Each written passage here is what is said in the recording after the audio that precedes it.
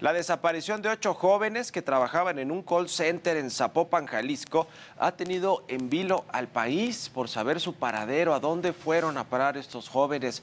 En los esfuerzos por encontrarlos se localizó ya una fosa clandestina de la que se extrajeron más de 40 bolsas con restos humanos.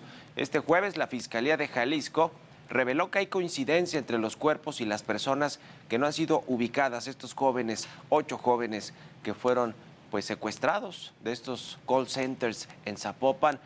Y este no es un caso aislado. En México la historia se repite todos los días a tal grado de que el Colectivo Nacional de Víctimas 10 de marzo ha pedido directamente a los cárteles, a los grupos criminales, frenar las desapariciones y los hechos violentos que ocurren en la mayoría del país.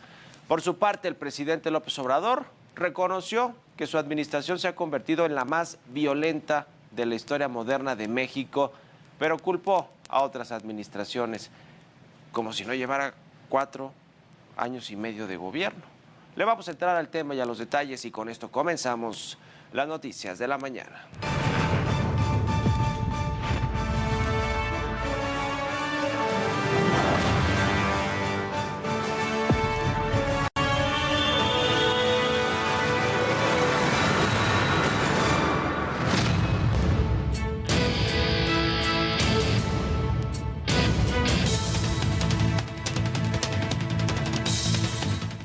Ya le decía, la Fiscalía de Jalisco confirmó que los restos humanos localizados en el fondo de una barranca de la colonia Mirador Escondido en Zapopan, Jalisco, coinciden con las características de algunas de las personas desaparecidas que trabajaban en un call center de este municipio de Jalisco. Sin embargo, aún faltan los resultados de los análisis genéticos para confirmar que se trata efectivamente de estos jóvenes.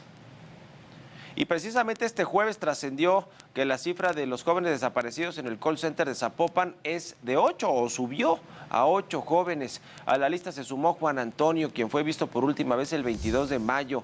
Jesús Alfredo Salazar, Arturo Robles Corona, Itzel Abigail Valladolid, Carlos David Valladolid, Carlos Benjamín García, Mayra Karina Velázquez y Sandra Analí Ramírez continúan sin ser localizados. Y el presidente López Obrador, ya le decía, tocó el tema durante su conferencia matutina, rectificó su postura del martes sobre la propuesta de una de las madres buscadoras para un posible acuerdo de paz con el crimen organizado y así evitar las desapariciones. Ya ve que dijo que sí, que todo lo que fuera paz el presidente estaba de acuerdo y que además al gobierno lo respetan, los cárteles de la droga, los retenes, los dejan pasar. Así, de esta manera y con esa ligereza habla el presidente López Obrador de un tema que tiene de cabeza al país. Y bueno, pues rectificó un poquito desde Tamaulipas, dijo ayer que no busca pactar con los grupos criminales. Así lo comentó.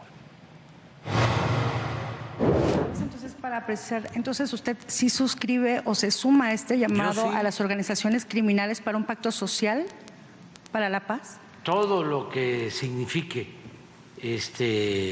hacer a un lado o no usar la violencia, lo apruebo. La pregunta siempre me pareció tendenciosa, pero no podía yo decir, fíjense que no queremos ningún acuerdo con la delincuencia, como decían los otros presidentes. No me va a temblar la mano, los vamos a derrotar. Así, esas balandonadas, ¿no?, en asuntos tan serios.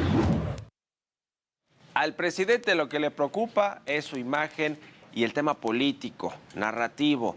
Es decir, no quiere decir que no va a acordar con los cárteles de la droga, del crimen organizado, para no parecerse a Calderón o a Enrique Peña Nieto. Imagínese, si el asunto del gobierno y del Estado de Derecho es hacer cumplir la ley, y la ley es que no sucedan homicidios como los que ya rebasó el gobierno del presidente López Obrador en términos de el volumen de homicidios que se han cometido en otros sexenios, y todavía no acaba este sexenio. Pero bueno, ¿de qué acuerdo de paz es al que se refirió el presidente López Obrador? Aquí le doy más detalles en esta nota. El 17 de mayo de 2022, el país superó un récord lamentable, más de 100,000 personas desaparecidas y no localizadas en México, un número que este 2023 sigue creciendo. El Colectivo Nacional de Víctimas 10 de marzo, encabezado por Delia Quiroa, ha hecho un pedido tan difícil como ambicioso a los cárteles del narcotráfico que siembran el terror en México, que les permitan buscar a sus seres queridos y cesen los conflictos armados. Hacemos un llamado muy respetuoso a los cárteles de todo el país, a todas las personas que hacen esta práctica de desaparición forzada, que por favor paren, porque esto no va a terminar si no paran. Y también la violencia, porque nosotros no podemos hacer nuestras búsquedas, no hay suficientes tampoco elementos que nos den seguridad y siempre estamos con el miedo de que vaya a suceder algo. Delia Quiroa, quien lleva más de 10 años buscando a su hermano desaparecido en Tamaulipas, escribió directamente a los cárteles de Jalisco Nueva Generación, de Sinaloa, del Golfo, Noreste, Zetas, Cártel de Tijuana, de Juárez, Salazar, Beltrán Leiva y la familia michoacana para firmar un pacto social y así prevenir y erradicar la desaparición de personas en México y fomentar la paz. Yo creo que la violencia y aterrorizar al pueblo no los beneficia en nada. Yo considero que ese negocio del narcotráfico sigue y va a seguir mientras exista la demanda. Entonces lo pueden hacer sin violentar a nadie y nosotros solo queremos paz, encontrar a nuestra familia, que haya paz, que la autoridad trabaje en lo que ya hay, no tenga pretextos de decir que como no paran las desapariciones, los secuestros, no pueden avanzar en los casos de nosotros. Asimismo, ha hecho el llamado al presidente López Obrador para que intervenga de manera inmediata y evitar que las alarmantes cifras sigan aumentando y que las familias buscadoras tengan de regreso a sus seres queridos, ya sean vivos o muertos. No se han comunicado nadie del gobierno, ni siquiera de la oficina del presidente, que nos gustaría mucho que se comunicaran, que aquí, o sea, no se trata de mí, yo quiero aclarar, o sea, no se trata de mí, se trata de muchas madres que sufren por sus hijos desaparecidos y nosotros como hermanos, como familiares también. Pero yo no quiero que me atienda a mí, yo quiero que las atienda a ellas, que las reciba, que las escuche, que haya un compromiso realmente del presidente por fomentar esta paz, por fomentar que los cárteles recapaciten, dejen de desaparecer personas. O sea, no estoy diciendo que ellos lo hacen, pero ellos como controlan los territorios pueden ayudarnos a prevenir esa situación. Jorge Montiel, Heraldo Media Group. Sin embargo, no solo son las desapariciones las que preocupan y tienen aterrada a la sociedad.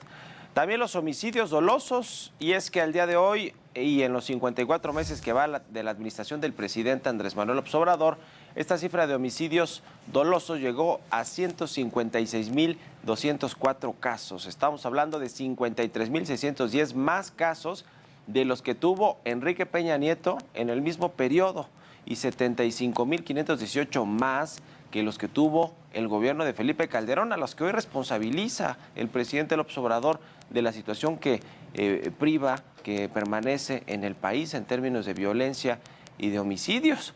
Pero pues el presidente López Obrador le ha tocado en 4 años y medio implementar una estrategia de seguridad que ha sido fallida a la luz de los números.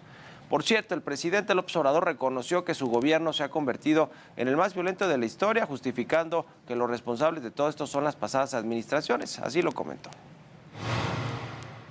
Porque ahora todos nuestros adversarios de la derecha dicen, ¿cuántos homicidios? Claro, si sumamos esto, da más que esto. Y desde luego que lo de Calderón, sí, nada más. Que miren cómo nos dejaron acá arriba. Y nos ha costado, porque ¿quiénes crearon las bandas? Los cárteles que funcionan en todo el país. Pues estos.